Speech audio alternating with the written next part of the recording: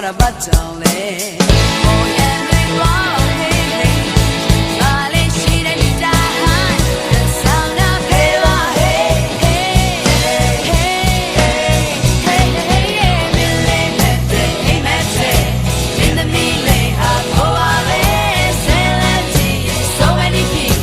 ကိုရဲ့အသေးမှာဆွဲချင်ပြီးမင်းလေးမဲ့တဲ့အိမ်မဲ့ကြီးဒီဆုံးမဲ့ကိုရှိပြီးကိုတွေ့အိမ်မဲ့လိုက်ပေါ် hey hey hey အိမ်မဲ့မဲ့ oh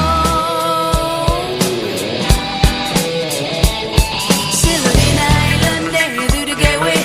ဒီလိုပုံစံမလုံးမဲ့